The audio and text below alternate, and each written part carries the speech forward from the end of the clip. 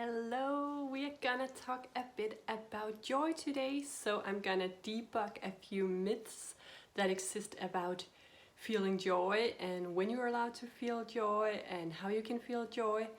First of all, I want to address the concept of joy. What is joy?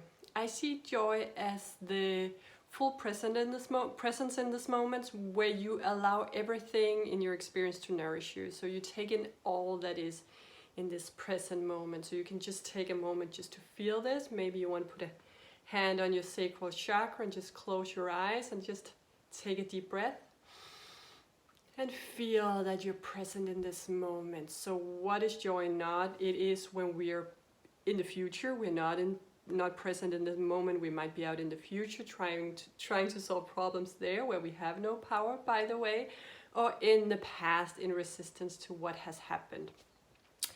So you can also say what it also is not is when you're in resistance to this moment, then you're not fully taking in what is in this moment. And there can be many reasons why you can be in resistance. And you can also be in resistance without knowing it because you think you might not be worthy of enjoying this present moment, or you might not be fully present in your body. So I think we all know children that are finding great joy in just throwing small pebbles in the water. They are fully present in this moment. They might be fully present in their body. And we also probably remember ourselves being moments where we hardly feel our body. We can remember actually being in a situation when we think back, or we just have vague memory of rushing through an experience. And there we are definitely not accessing joy. So first of all, we need to be present in the moment, in the body as much as possible to get the most out of this nourishment, out of this moment. So I've explored the joy over the past many years, and lately I've been exploring it through my voice. So enjoying my voice. I'm on this program where I get to dive deep into just enjoying my own expression with song and just allowing all these vibration, these tones to flow through me.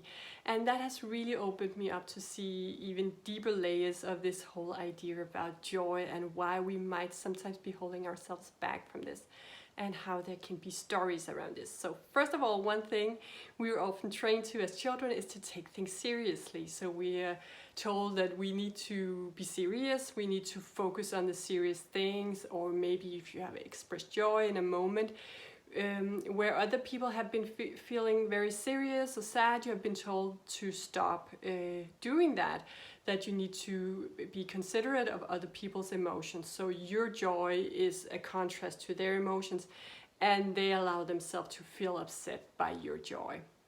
So there's two things in this, that we are buying into an illusion that first of all that joy is limited, that there are only some people that can feel joy. So that, and how that works is you think that when you're feeling joy in this moment, then other people cannot feel what they're feeling or feel their joy. So you need to go into a state of being that match their level of vibration. So that would be that joy is only for some people.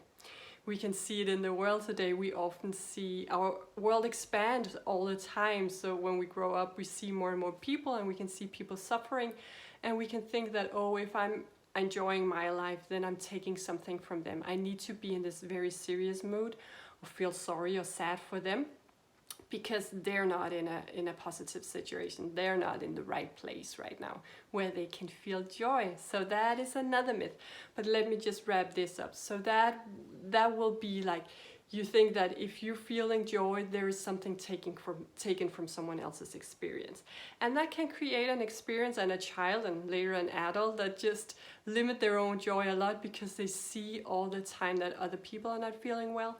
You might be feeling other people's emotions very clearly, so you always know that there is someone who's not doing perfect, and you just match that vibration. And that is what we're talking about when saying you can be in resistance to this moment. So what you are in resistance to is feeling all of your joy, feeling all of the nourishment in the situation, because you don't feel worthy of feeling that in this moment, and therefore resist this experience or resist your own energy in this moment. So that is leading to the next, because what we just shared about, like, you see other people and say they're not in a positive situation, so they can't be joyful, so I can't be joyful. But there is one deeply ingrained belief in this, and we almost all of us have it until we realize it and can create a different belief. It is that our circumstances define our joy, that we can only feel joyful if we have the right circumstances, and that the right circumstances are defined by some standards that we all agreed to. So you agreed to them, I have agreed to them, and I have later just dissolved them because it felt unaligned to say that my circumstances define my ability to take my own energy in this moment, my own nourishment, my own joy in this moment. And come back to knowing that you can always feel that joy. And you actually also see it in some countries. They feel a lot of joy, and other people say, oh, but they're so poor, or they don't get, how can they be so joyful? They think it's somehow naive. But it's not. It's like naive. They don't get what awful situation they are in, where they cannot feel joy.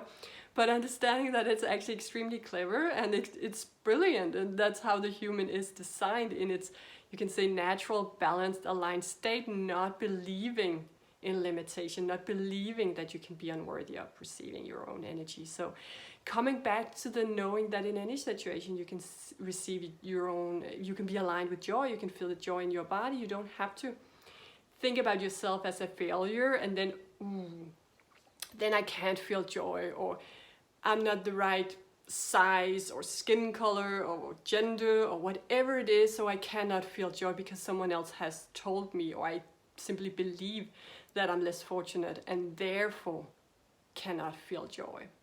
So that is an invitation, and it might trigger something or bring something up in you where you're like, but how can I feel joy when this thing is happening? How can I feel joy?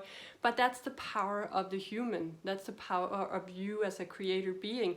You can come back into knowing that you can create the emotions in you, and you create the beliefs in you, and you can create a very supportive environment within you. You're your own mother and your own father, so you can create that supportive environment for your child that you as a child might never have experienced. And that is one last thing. We can get very stuck in the stories about who limited us in the past, and it's completely okay. We can stay there if we want to. We can stay there for long if we desire to, but we can also just say, okay, that was a mirror reflection of where my energy was in that moment, and my energy was there in that moment because I desired that experience from a soul level. And that can sometimes take a while to integrate, because we can think like, oh, there is some punishment there, or there is some karma, like negative karma, but understanding that the soul is curious and ever expanding and just desiring adventure, and does not see right and wrong. It just sees the adventure and the joy, taking in the nourishment. So this is an invitation for you to take in the nourishment for you in this moment, the joy that there is for you. Have a beautiful day, everyone. Bye for now.